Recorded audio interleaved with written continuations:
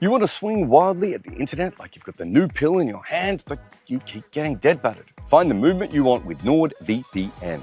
They are our protection against terrifying cyber threats and wide-battered geo-blocks. NordVPN will help you get through any rights restrictions so you can watch all the cricket you want. We aren't always happy the wickets were on. Sometimes we need a change. NordVPN can switch your virtual location so your IP address is ready to cash in.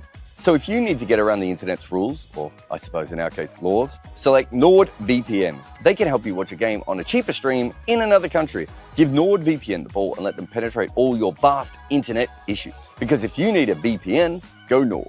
Use nordvpn.com/Kimber to get a huge discount off your NordVPN plan plus 4 additional months for free. It's completely risk-free with Nord's 30-day money-back guarantee. You can also receive a 20-gigabyte daily data voucher. The link is in the show notes. Protect your computer like a big hitter is coming for you at nordvpn.com/KIMBER right now. Hello, and welcome, ladies and gentlemen, to Good Areas Live. I'm Behram Qazi, who you can find at DefMango on Twitter. And with me, as always, is Jarrod Kimber, who you can find literally everywhere. And we've got some people in the comments already. We've got Super Devil, Avlis, Ankuz Shah, Ronak, and A and VVID, plus Gargi S and Nishant Garg. So hello to you guys as well. And the premise for this particular live show, well, we're just going to be actually talking about some news off the cricket field globally. So it's going to be one of those. And I suppose, Jarrod, let's start with Will Pucovski, who was once touted as the next test hero for Australia, almost destined for greatness in that regard. And he has unfortunately retired at age 27 after incurring what I would assume at least 15 or 16 concussions. And while this doesn't come as a surprise because, you know, we knew that the medical panel had advised him to retire, it does break your heart, doesn't it?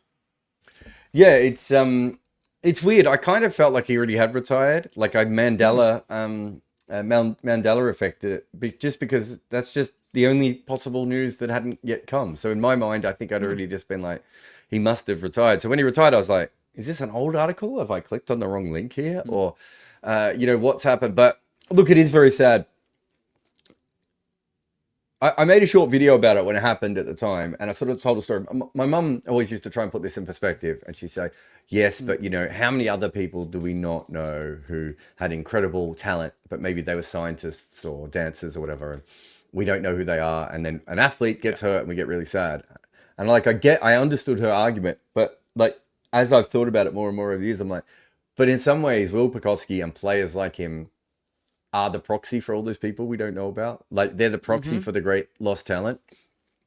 And so there's no other way of looking at this than it's very, very sad for someone who clearly should have made it at this level, was definitely good enough, and is now, we're never going to see that. On top of that, athletes have to think about the rest of their life, but generally they have to think about the rest of their life when they've already earned, right? Yeah. So this isn't like a player who's like, oh, I'm 22. I don't know if I'm going to make it as a first-class cricketer, right? This is a guy going... And he was focused on first-class cricket, just by the way. He's never played a game of T20, right? Yeah, so that was kind of his bread and butter. But what I mean is, he's not like someone who at 22 is like, this might work, this might not work, right? Like, he's not a fringe player, so he doesn't really have an adequate backup plan. There's also a lot of legal precedents that's going to be really tricky for Cricket Australia. I think it was Malcolm Com, when we were talking about concussions, was saying that that's the next big thing. Like, okay, you're not going to play. We're not going to let you play because, as you said, the medical people have decided not to clear you, whatever that may be. What's the legal thing? And how do you protect him? And, we had a similar one with James Taylor, the England batter. Yeah. Where I know it wasn't concussions, but it was a similar kind of thing where his health went, and the ECB ended up using him as a selector and trying to find other positions for him and everything. And I think a lot of that is sometimes, I'm not saying that's why he became selector, but I certainly think he was in the system, at least in part, because it's easier to give him a job and keep paying him than it is to give him a massive legal payment. And I've got other friends they've had similar things go on, right? The cricket boards don't want to set a precedence of giving someone a massive amount of money for what might be something that's going to happen a lot more. No, that's a very valid point. And with James Taylor, I mean, he became a cricket administrator, selector, and got some other jobs as well. And Pucovski has had some media stints, right? He's done commentary a bit. And plus, he's expressed his desire to get into cricket administration. So maybe that's the easiest way out of this for Cricket Australia. But what I kind of loved about the guy is that, he aspired to play 100 tests once upon a time. And he only managed one, but he's grateful for that test match. He's not bitter. And I mean, I would understand if he was bitter. And even in that one test match, he managed 62 runs versus the likes of Bumrah, Siraj, Ashwin, Jadeja. And I mean, he was Victorian, so you might know a lot more about his domestic exploits, right? This guy was special. Yeah, and even when he came back and he clearly wasn't the same player, like it was, whether it was the mental health or the concussion, he wasn't the same player. It would, you'd be watching a game, you'd be watching him bat, and it would just click back into place because he's such a natural player. That's one of the reasons I think everyone thought he would score runs. He's a back foot player, which in Test cricket is generally an advantage. And B, he was just a natural scorer. Like it was just like not a fast scorer or anything, but just it just came easy to him in a way that doesn't for all young players. And so, you would watch a game for Victoria and you kind of saw two Pucovskis. You either saw the Pucovski who wasn't ready and shouldn't have been back, or you saw a future Test player. But I don't know when the rest of the cricket fans in the world sort of checked out. But I checked out a while back, just emotionally, just because if something changed, and that was absolutely great. But for me, I was just like, I just don't think this is going to happen. I don't think we're ever going to see the Will Pucovski that we should. Yeah, and it's worth mentioning, guys, that he still suffers from concussion symptoms, right? To this day, he gets motion sickness in vehicles, he has headaches, he has fatigue, he gets dizzy just looking at things with his left eye. So clearly this has had an impact on him, and the advice from the medical panel was that, one more blow could be critical, and you can't afford another concussion. So it's unfortunate, and he might be a superstar for Australia in Test cricket in a parallel universe and would have played 100 Test matches. And everyone, I remember at the time where he was scoring those double hundreds, for Victoria, a lot of people felt that this guy will just walk into the team replacing Davey Warner. And now it's funny how Australia has this aging team with all these stars in their late 30s. And the guy who was supposed to be at the helm has retired at 27. So there is it's kind of like a Greek tragedy. No, exactly. Look, it's just gone in a direction that none of us really wanted it to go in. But it's a tough sport, and we have to look after people. And we wouldn't, how many other players ended up with mental health issues or physical health issues because they kept playing on. There's a big number of those guys out there too. If I put a Pakistani spin on this, how many fast bowlers out there who were mismanaged in their careers went to absolute shit, right? I mean, those guys should be suing the PCB in theory, but it hasn't really happened. So I don't even think we've got the most information. I'm not saying that with the Will Pucovski one, but I still think in cricket there's a lot more that we need to learn in the future. So anyway. Anyway, let's move on to topic number 2. And I actually want to talk about the South African central contracts next, because it's really interesting, right? We won't be talking about all those people who landed central contracts. I think that's not that important. But David Miller and Rassie van der Dusen, they have hybrid contracts, which according to CS, colleague, basically what it means is that they will be available for ICC tournaments and some bilateral series as per discussions with Cricket South Africa. It's very similar to the Devon Conway situation in New Zealand. And I have a feeling, Jarrod, that, we're going to see more and more of these hybrid contracts. It's going to become the norm, isn't it? No, it's not. Really? It's not? Because eventually people won't have contracts with their national boards. That will be the norm. You've one-upped me. Probably in the next 3 to 5 years, we'll see more of this, but eventually it will be more like what we see with other sports where you have to ask for permission from your franchise owners to play for your country, which we see in basketball. I suppose we see in basketball. In football, it works a little bit better, doesn't it? Because there's time off for international games, isn't there? I'm trying to think of another sport, but there certainly, any sport where you have to ask for that permission, it becomes very key. If you are in the future, we're talking about players who are going to be $10 and $20 million contracts. No cricket board outside the BCCI is going to match that, and BCCI is probably not going to play players that much themselves, right? Yeah. And so, yeah, I think it'll go that way. But yeah, in the next 3 to 5 years, look, we've actually seen this for a while. The difference is that the contracts haven't been in place. We know that certain players have said, I'll be available this, I won't be available for that. We had issues with AB de Villiers. We've had issues with New Zealand players at times. Yeah. We've certainly had issues with West Indian players, right? Many. And sometimes they say very simple things, these players. They say, I want to make my money, but I want to be available for you for a major series or when you need me or whatever. And sometimes the boards have just been stupid. And instead of just being like, okay, right, we're no longer the people to pay you the money, there's this whole thing of like, well, we are your national contract. And it's like, that didn't matter when Kerry Packer was around. It didn't matter when the ICL was around. It didn't matter when county cricket was around, club cricket was around. Like, you can go all the way back to Julian Khan and his blow-up pads, right? Like, players only have a 15-year career, if at best, and they might have 4 years of maximum earning from that. I'm sorry, the national team is really, really important, but paying your mortgage is usually more important.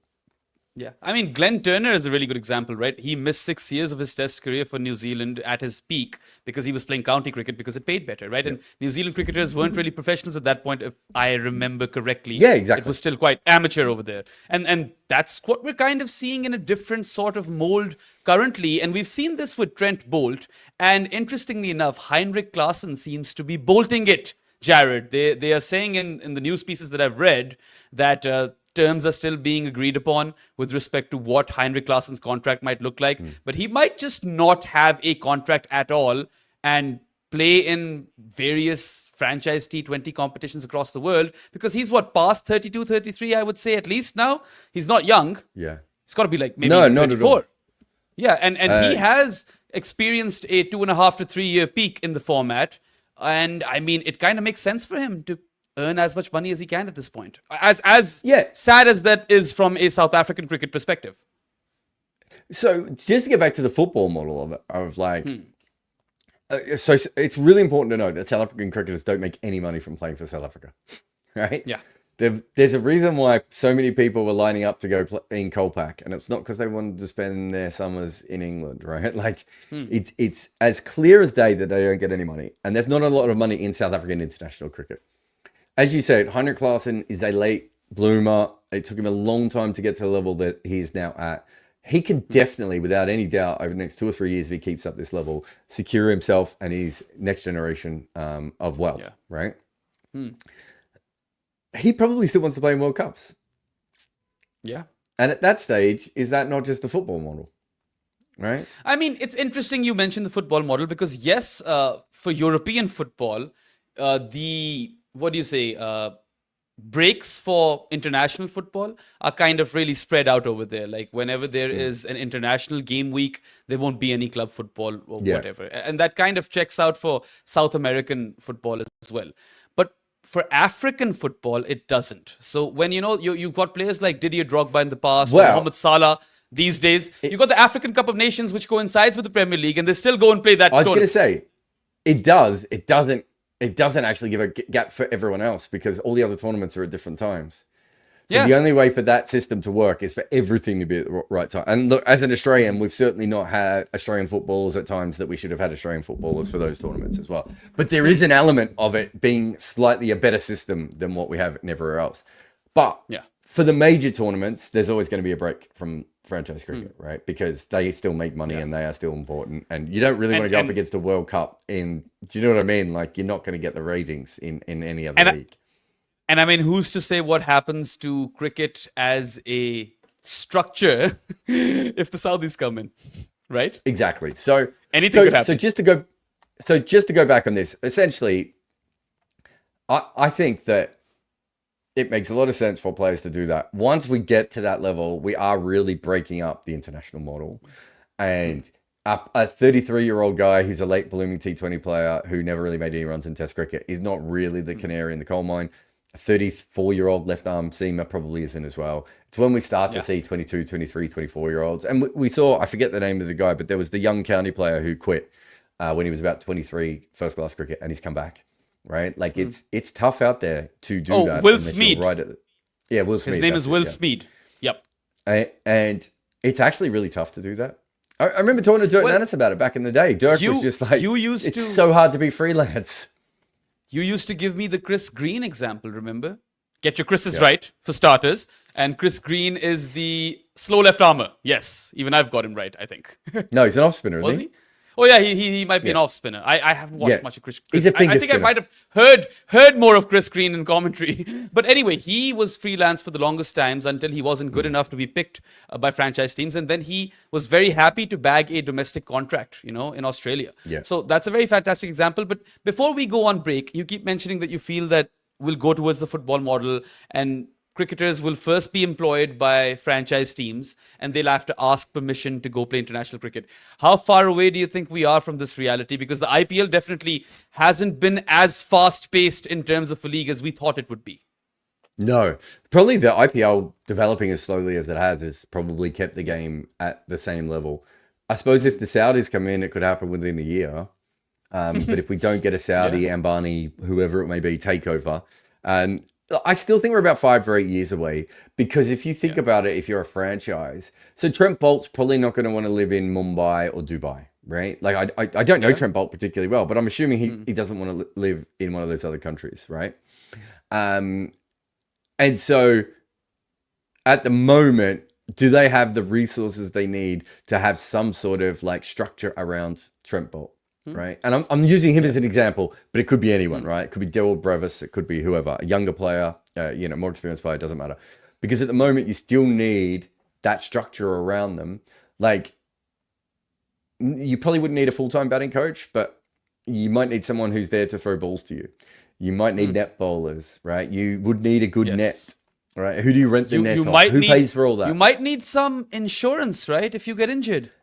With the insurance, I think it is tricky, but also all those things are really tricky at that. And so the point is, are the major franchises who own all these different teams ready for that commitment? Because until they are, the players aren't going to completely break free of a cricket board, right? Because if you the whole thing with Jofra when he kept getting injured, there was like a lot of talk about like who takes responsibility for Jofra, right? Like if Jofra had completely broken free, he's on his own for his rehab. So what happens then? Does he go back to England to rehab and they put him on a contract hoping he's good again, but then when he gets good, he doesn't play for them anymore? Do you know what I mean? So it's that whole future is really tricky. And I think the board so far, and you know how I feel about no objection certificates and these contracts. Oh, I think the board don't even get me started on those, right? Yeah, I think they've been quite babyish to think that they hold the power. I mean, there's a lot of that. The people who pay the most money hold the power. In the subcontinent, especially in Pakistan, I can definitely vouch for that, is that they have this entire garb of a notion that, you have to, like, representing your national team is above everything else and this and that. But no, as you said, these players are only playing this sport for 15 years at best, and they need to earn as much money as they can. So, yeah, let's see how the situation evolves and whether or not Klaasen ultimately signs a contract. We shall know in the next few days anyway. But on this note, let us take a short break. You're watching Good Areas Live with Behram and Jarrod, and we'll be back in like half a minute. You want to swing wildly at the internet like you've got the new pill in your hand, but you keep getting dead battered. Find the movement you want with NordVPN.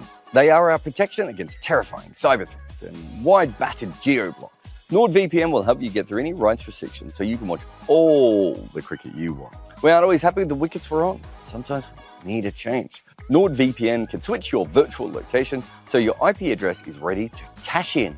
So if you need to get around the internet's rules, or I suppose in our case laws, select NordVPN. They can help you watch a game on a cheaper stream in another country. Give NordVPN the ball and let them penetrate all your vast internet issues. Because if you need a VPN, go Nord. Use nordvpn.com/Kimber to get a huge discount off your NordVPN plan plus 4 additional months for free. It's completely risk-free with Nord's 30-day money-back guarantee. You can also receive a 20-gigabyte daily data voucher. The link is in the show notes. Protect your computer like a big hitter is coming for you at nordvpn.com/KIMBER right now. Welcome back to Good Areas Live. You guys are with Behram and Jarrod. And before we go into the other topics that we have lined up for you, there is a super chat that I will bring up. It's by Thinesh Selvaratnam. It's a very generous one, so thank you, Thinesh. And he says, no questions, Keep the pods coming. Kudos to the whole team. Yeah, man. Love you, Thinish. And I'm really glad that you're enjoying our work. Anyway. Just a quick one on that. Like, you don't have to give us money, although thank you very much. And please do. Yeah. Liking, subscribing, like when we're on a video like this and it's live, if you like the video, like at the moment, we've got way more hits on Twitter than we do on YouTube. If you're on YouTube and you can just throw a like in, that can help us. You know, obviously we've got the podcast with Robbie now. We've got the knockouts with, I don't know, whatever we call them, good areas knockouts, quick pick knockouts, whatever. We're trying to do more and more stuff, but we need your support, whether it be sharing, telling other people about us and everything else. Yep. So help us algo the algorithm, if that makes any sense, guys. But anyway, Jarrod, you and I have extensively covered the Afghan women's cricket team story, right? How, you know, they were kind of brought to the fore in the previous government, and the Afghan board or cricket board said that we will invest in these girls, although they weren't really training much, like once a week or whatever, from what I recall, right? And then the Taliban come into power. Those women flee to Australia, and what's her name? The Australian cricketer who helped them. Mel Jones? Yes, Mel Jones. You know, there's an entire article out over there of how she, you know, communicated with them and got them to Australia. And then those women or female cricketers were just in Australia with their talents being wasted, and no one was really helping them out. And all of the Afghanistan's funds were going towards the men's team that the ICC awards them, right? And it was a complicated situation because of Taliban's stance on women not playing sport. But we finally got some good news. So apparently the BCCI, ECB and Cricket Australia, they will include a dedicated fund to provide direct monetary assistance in addition to some sort of high performance program, ensuring that these female Afghan cricketers have the resources and the structure required to play cricket. And that's fantastic news. But then do you feel like some of this might be optics, or do you think that this is actually something real? Oh, I think it's optics. I don't mean that in a bad way, but this is an easy win, right? Like, it's not going to cost them a fortune. What I don't understand is why you need to give them any extra money. Just take half of the money that the Afghanistan board is supposed to get and give it to the women. Like, I don't understand this whole thing about we're doing everything.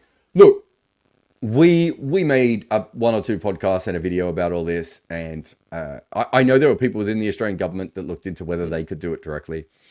Yeah, I, for instance, wanted those cricketers to be included in the Big Bash, women's Big Bash, as just local players or something like that, right? Yeah, so plenty of different things that we looked at. The MCC had some people basically, you know, work them over is the wrong way, but, you know, try and get them involved. They got involved.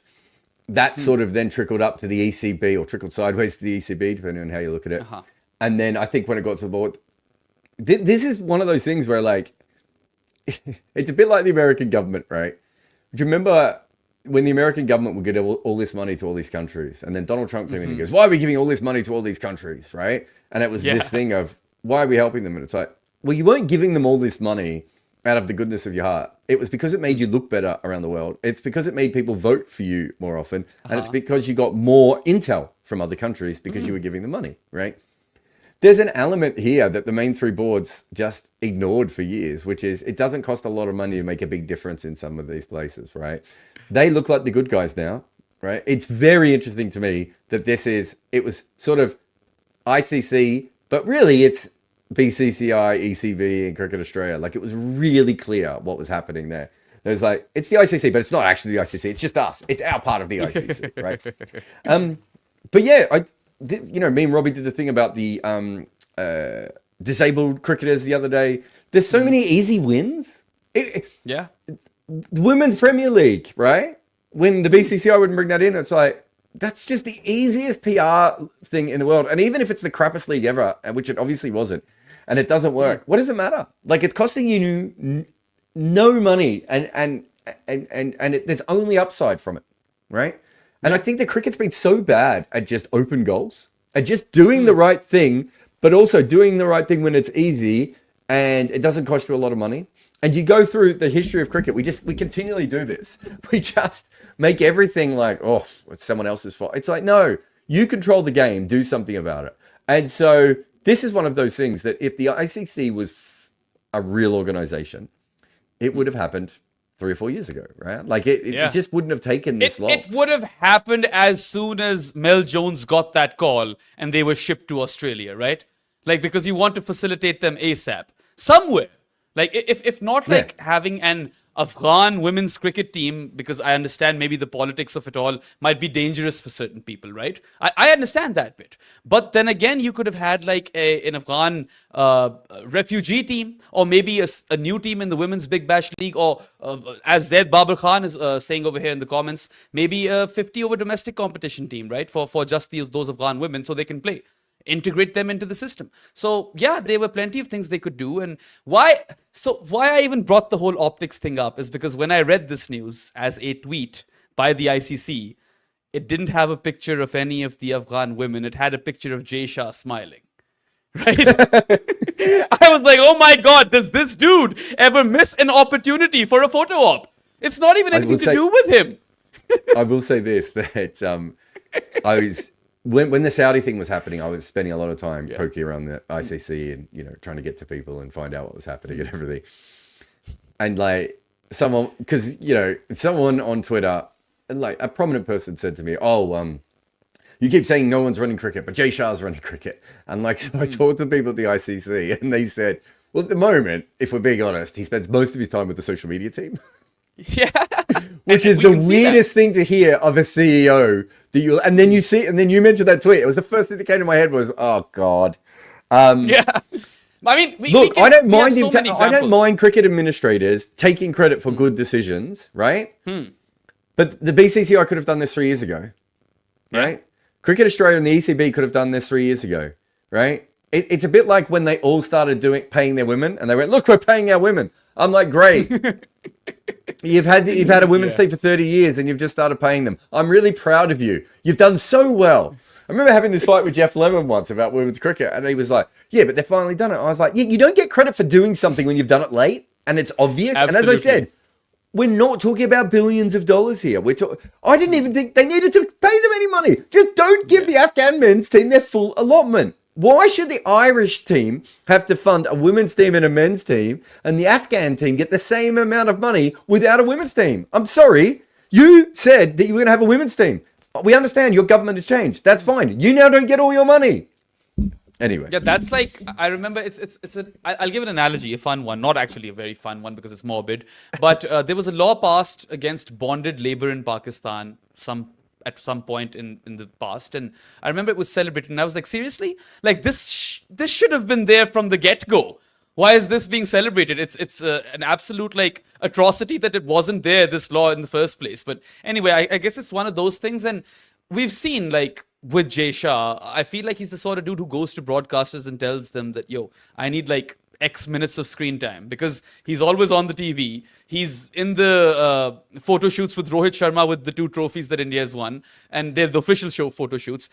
I mean, it is a easy, quick win, sure, but then there were better ways to do this without making it look like it was all for the optics, right? Look, the other problem is that, like, Jay Shah's not the most popular man in the world, right? Like, yeah, of course not. Newsflash, he's not even within like the supporter base of the people who like, you know, that sort of BJP wing and whatever. He's not the most popular person within that.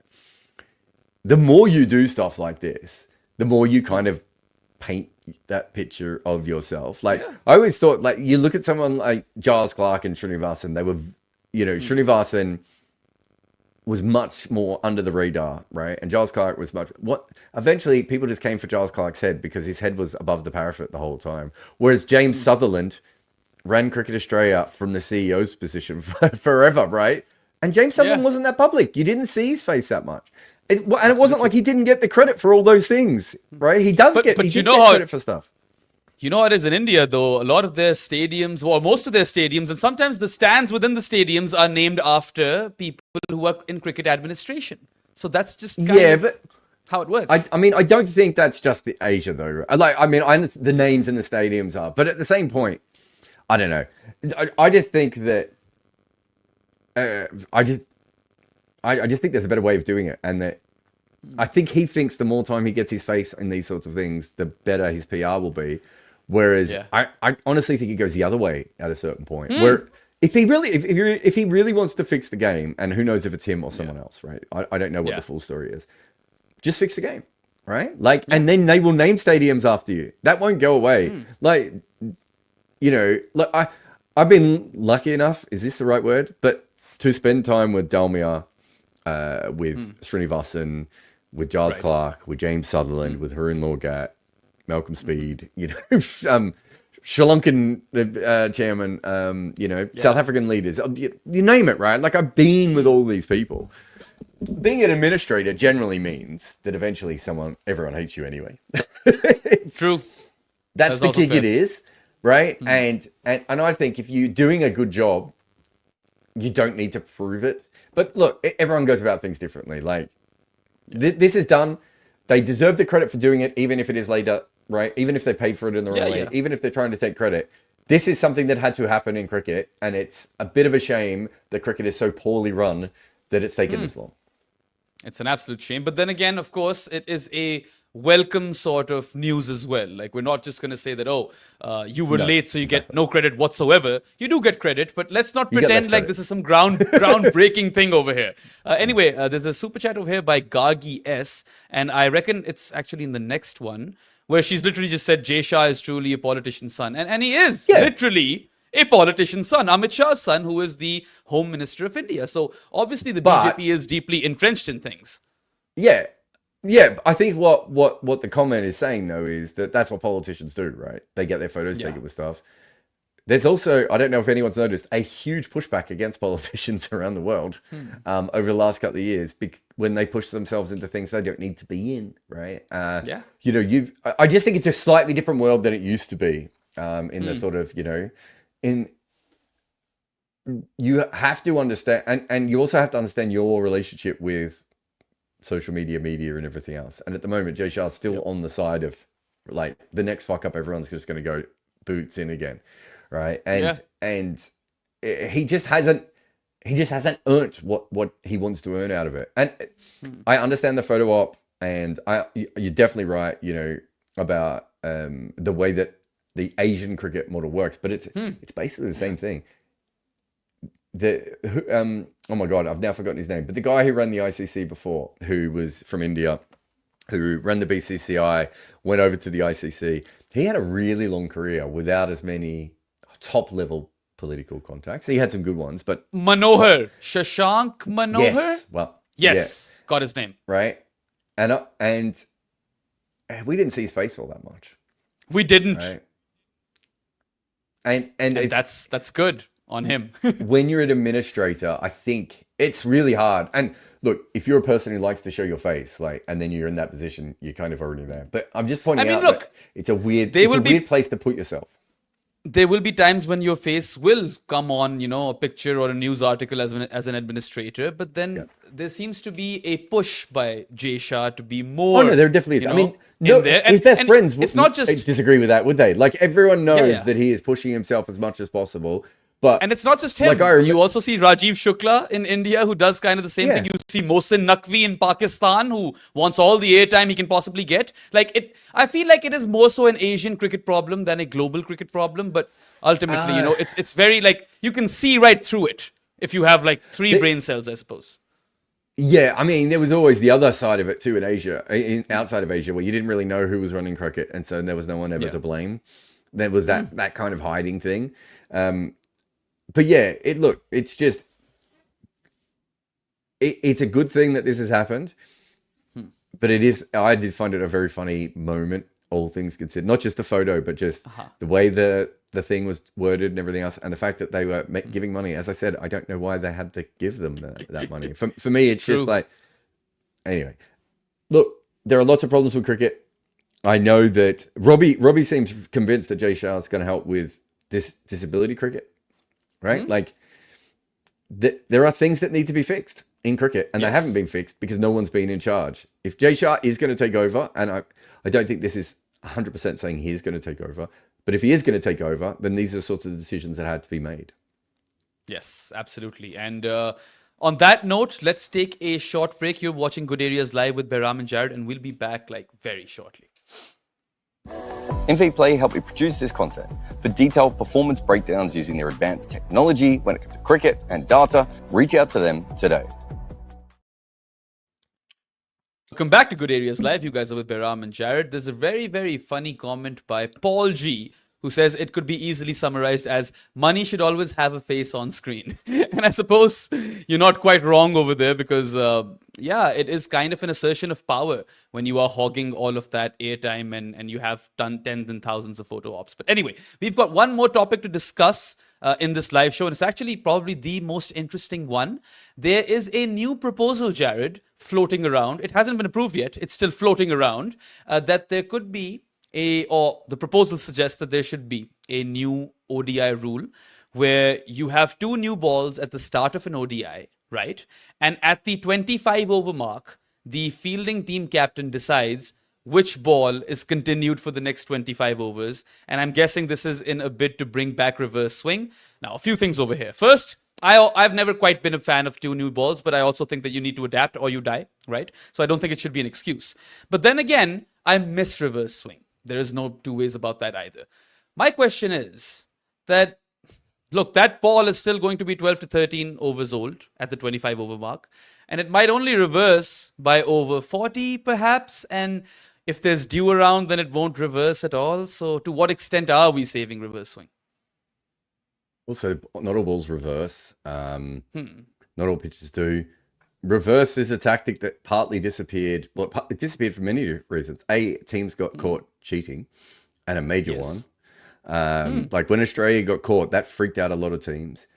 Yes. The wobble ball is another reason we don't see as much reverse because the ball is prepared differently than it used to be.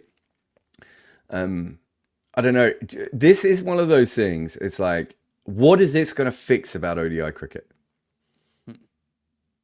What's going to change in ODI cricket that is going to make it a better sport, more watched when this happens? First of all, you don't need damp conditions, and you probably need like a rough surface in order to like bounce that ball off the surface and get it to reverse. And you probably have to decide from the very first over. Players not to do. Yeah. By the way, have you noticed how often now that umpires turn to players and go, no? Right? Yeah. So we're saying we're going to bring in a regulation that allows for more reverse swing at the same time that we are basically telling players that they can't prepare the ball for reverse swing. Yeah, but the captains will have to decide which ball they want to prepare from the get-go as well. And I just feel that when you had one ball, reverse came in a bit earlier. At this point, even if the conditions offer reverse swing, you might not get to see a lot of it. So that's kind of my issue with it. But to your point, yeah, I mean, it is like a batting-dominating sport at this point. Maybe they're just trying to, because this has been a widely criticized point. Even Sachin has said that, he hates 2 new balls. So they want to maybe kind of just do something to quell all of the naysayers, perhaps. Okay. Yeah. What else makes sense? But who are you? Is Sachin Tendulkar still watching ODI cricket? Probably not. Who's even playing ODI cricket anymore? We have like 5 ODIs a year. Right? So what are we doing here? It's a throwback to a bunch of people complaining that one-day cricket used to be better. One-day cricket's way better now than it was when reverse swing was around, right? Like, it's such a more interesting dynamic sport now. It could still be better, and there are other things that could be done with it. This isn't going to solve anything. One day, they're already talking about changing the Under-19 World Cup to T20. You know that I've already talked about the fact that they're going to do the same thing for the Champions Trophy. They've already talked about promoting the T20 World Cup as the major World Cup and the 50-over World Cup as the secondary World Cup. Yeah. Do we really think that this regulation is going to matter? And what's it going to give us? Maybe 1 in 3 games there's reverse swing? Okay. And will it be a little bit? Will it be a lot? Players aren't going to be playing the format enough for them to even hone any of those skills, right? Because even today, like when, you have a T20 World Cup coming up, which we do next year, right? Teams are opting out of ODI series and getting them switched to T20 series because they want more practice over there. And for instance, let's take a look at the Asia Cup. Whenever there's a T20 World Cup around, the Asia Cup turns into T20 format. You mentioned how the Champions Trophy might be T20 in the future.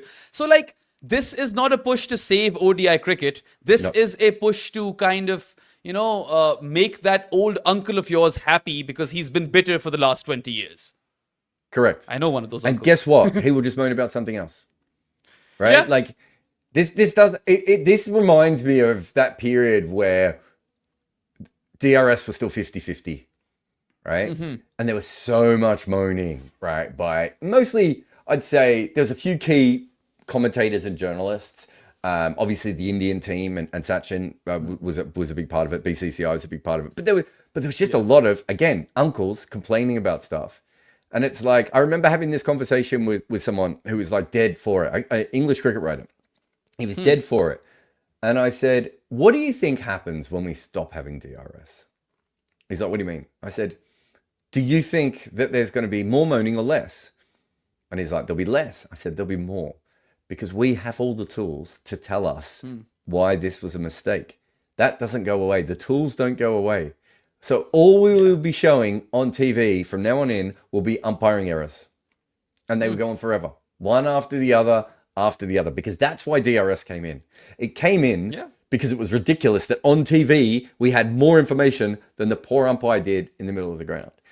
And so with this reverse swing thing and reverse swing going out of one-day cricket and everything else, it's like, well, T20 cricket doesn't have reverse swing. We haven't had reverse swing in Test cricket for the last 3 or 4 years. Test cricket's been fucking fantastic, right? This idea that reverse swing will save ODI cricket or even make it more enjoyable to watch, I doubt it, right? And if it makes it 0.5% more enjoyable to watch, right? Doesn't matter if the whole rest of the game is trying to bury it. It's just, also, it really is older people moaning because it's not the same as when they liked it. I'm like, okay, I've got one guess for what? I'll just finish this point. I've watched one-day cricket since, late 80s through to now. One-day cricket is more entertaining now than it has been at any time in my life. And it's not even close. Right? When I started writing about cricket, I fucking hated one-day cricket. It was so fucking boring. And watching fucking shit bowlers bowl fucking Darren Lehman overs with a fucking ball that was soft. Fuck off and tell me that was good cricket. Fuck off and go back and watch Michael Clark and Darren Lehman and all the Kedar Yadav and all these shit ball Yuvraj Singh just bowling round arm, slingy, softball spin and tell me that is better than what we see in one-day cricket now. I'm sorry, that's absolute fucking garbage, right? I think Varun has a really solid point over here, right? He says, I'm convinced 90s ODI fans gaslight themselves into believing ODIs were fun. Well, I mean, look, you have to kind of consider how T20 cricket wasn't around and colored clothing was new and all of that fun stuff was like, it was kind of a fad at that moment as well. And also, low-scoring ODI games were closer, right? The higher the scores go, the more score disparity there is. How many times in the IPL now do we have like, one team scores massive and the other team just collapses, right? In the old days of ODI cricket, where everyone scored 190 to 225, right? You had a lot of close games. So there was elements of one-day cricket being good. There was also elements of me having to watch Scott Styris fucking bowl for hours on end. So let's not pretend it was the fucking pinnacle of human achievement. But then again, I think it kind of is subjective because people enjoy different things and maybe the way they look at the sport is different from the way you look at the sport and they prefer that version of ODI cricket, right? And for instance, a lot of Pakistan fans will just say that they preferred ODI cricket back then because they were winning back then, right? But just this is the whole thing of the same thing happened when they banned the Doosra, which they didn't quite ban the Doosra, right? But when they went after all the off-spin bowlers, and I remember Peter Miller, the cricket writer, going, Doosra is the most exciting thing ever. We should allow people to chuck so it can happen, whatever. And I was like, have you watched Johan Botha bowl? Right? Like, what the fuck are you talking about? Literally the most boring bowler in the history of humanity, right? The only reason he was successful, or certainly successful to the level he was, is because he could spin the ball both ways and he wasn't doing it legally. And it's like, this is not exciting. For every Wasim Akram, how many shit medium pacers were just drifting the ball in a little bit? Like, not everyone was fucking Wasim Akram. And that era of reverse swing that we had back in those days was largely from ball tampering, right? True.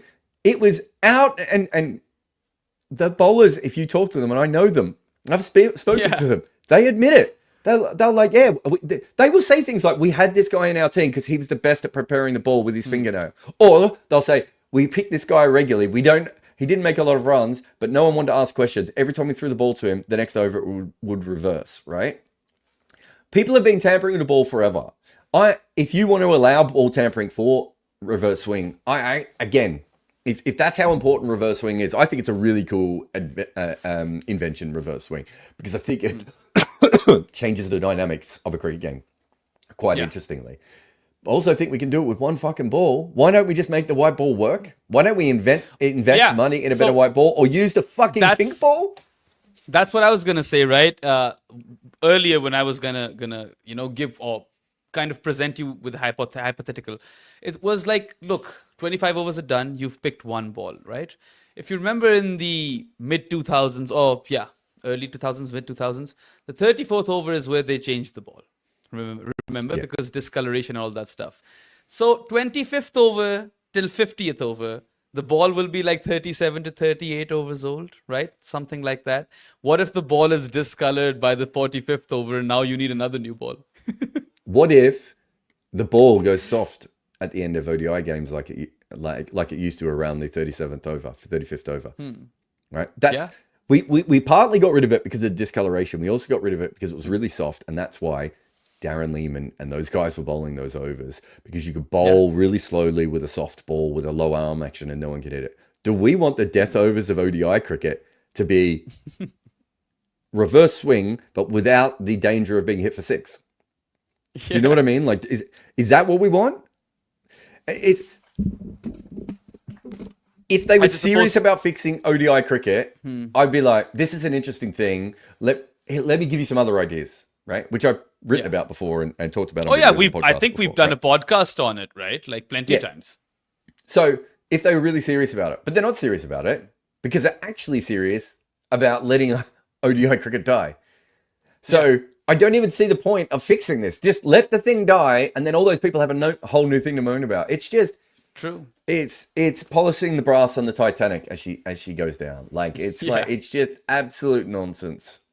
For me, there are so many things that you could fix about ODI cricket. You could make it a completely separate sport to Test cricket and T20. You could safeguard it. You could bring back the World Cricket Series. Whatever you want to do, you could franchise it, right? Like, do some sort of big franchise tournament. I don't care.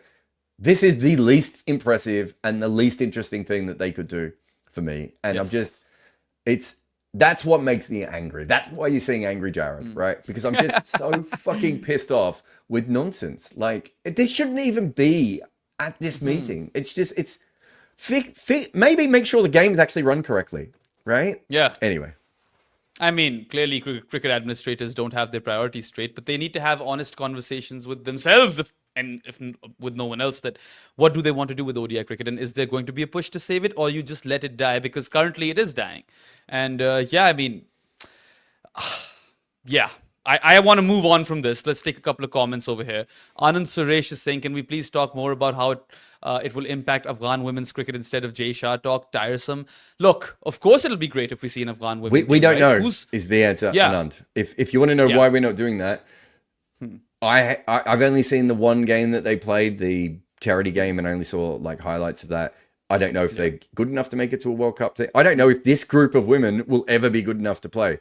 So the answer is we haven't seen them play because they haven't played before. So Anand, we would be guessing to say that they will have any impact at all. The impact is purely political and the right thing to do. That is the impact of this at the moment. It is not a cricketing impact. And how would that team materialize? What competitions would those women play? Would they play in franchise cricket or not? There's so many questions over here. And also, will this be the last crop of women to represent Afghanistan on the cricket field? That's the other thing. These women flee, right?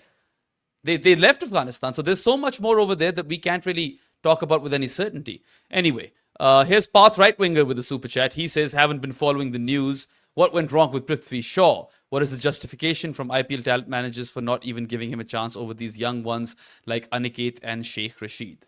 A lot of disciplinary issues as well with Prithvi, wasn't it? Yeah, clearly something's gone wrong in his life in a few different ways. He hasn't always handled everything correctly. He's still obviously an IPL level talent. But we have to, I don't know the full ins and outs. I've only heard the scuttlebutt from behind the scenes.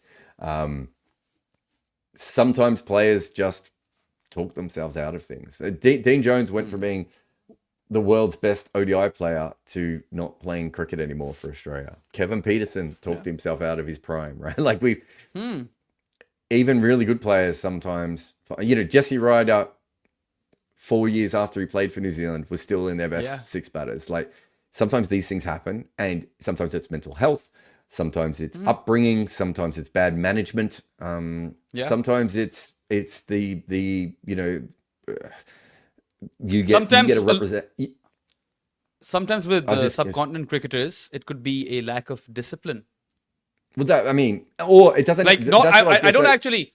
I'm not just saying like disciplinary issues with respect to like bad stuff, like not taking care of yourself and not putting like a lack of professionalism. There you go. Yeah, but also sometimes you get a bad reputation. Yeah. Right, and you get a reputation as being hard to handle. So it's a really weird story, but I remember with Benny Howe, and I don't think Benny Howe knew he had ADHD at this time, but Benny Howe was dropped from Hampshire, and it was the last game of the season, and so he went on holiday because he was depressed. He was like, I'm 25, 26, made a double hundred in first class cricket, or what I think he had by that stage. Yeah, he thought he was a really good cricketer. He's been dropped by Hampshire, and he's like, where do I go from here? He goes on holiday. And it turns out that he was supposed to make himself available for the second 11 team. He didn't know. Obviously, found out when he was on holiday. It was too late. No other county picked him up at the start of the next season. Right? He ended up playing almost for match fees. He wasn't contracted, I think, for Gloucester when he went to Gloucester. And he was forced on Gloucester. They didn't even want him, right? That was because the story was he doesn't care and he went on holiday. Right? Whereas actually, it was the opposite was true, right? He cared so much that he had to get away. And he just made a mistake in not telling people or not letting anyone know. Yeah. It's an old boys network, and there are whispers and there is all these sorts of things. And you can annoy 2 or 3 major people and, never get anywhere. These are things that really happen. Yeah. And he's still technically young, even if he doesn't look it. Yeah. So maybe, he's got plenty of time if he comes back. Yeah. He can revive his career. Anyway, there is a final super chat over here that we have to take, in which Comster is saying, Comster 1 is saying, are you going to chat about the IPL game? Do you want us to chat about the IPL game? It was a fantastic game. This podcast isn't about that, yeah. This was the first super over in the IPL in 4 years or something. And was it? Yeah, it was. I read that somewhere. Cost me a win because I had a big win on the game, and I banked it early and I was fine. And then of course when it's a tie, you don't get it. So I was like, I should have just bet on the tie at one stage, but Delhi, I just thought that was such a defendable total all the way through. And I don't know how Delhi let it get down to the end. I've watched Delhi quite a bit of recent times, and they've got a really good record. The more they win, the less I seem to believe in them at the moment. So it could just be a bias towards them or whatever, but they just don't make me feel comfortable as a side. But it was a fantastic game. Yeah, I have no clue why Nitish Rana didn't go in the super over to bat. That was a weird one for me because he was their best batter, right? But anyway, that's it for. But is that not just because he's their best batter against spin and he wasn't going to face spin? Yeah. Also, that's another very, very valid point, I suppose. Because they also didn't use Kuldeep in the for Delhi. Like there was some, and Joffre didn't bowl ahead of Sandeep. Like there was some interesting decisions that were made towards the end there. No, it was a fantastic game. We've had a couple, right? Like the game before, which is absolutely fantastic. But yeah, that's not what this podcast was about.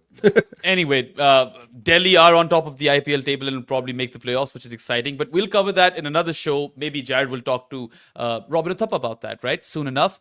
But that's all for today, folks. Thank you for all of your interactions and your super chats. And just a quick reminder, you can go to goodareas.co and bookmark that webpage, which can prove to be your one-stop shop for all the work that we do as part of this team, whether it be written content, videos, or podcasts. And we'll see you soon enough. I think a Quick Picks is coming up soon, which you guys will definitely enjoy because it's a fun one. But anyway, have a good one, folks. Enjoy yourselves and goodbye. South Africa did not choke. In 1906, South Africa needed 284 to win. They'd only passed 100 in half their test innings at that point. At 105 for 6, it seemed impossible. They fought back but lost another flurry, leaving 45 to win with 1 wicket in hand. At the crease was Dave Norse, who was a capable batter, and he was joined by Percy Sherwell, the only debutant captain keeper and number 11 in Test cricket history. And these two were doing it. A huge crowd in South Africa cheered on every single run. With 8 left, Sherwell edged between slips for 4. Straight after, Norse ran a 3. England bowled 3 dots. All they needed was 1 wicket to tie. Instead, a leg side full toss, boundary, game over. This was Test cricket's first 1-wicket win, and the last partnership was a record for almost 100 years. But it was also something else. This was the first Test match that South Africa had ever won. Buy my book on Amazon, Overthrowing Cricket's Empire.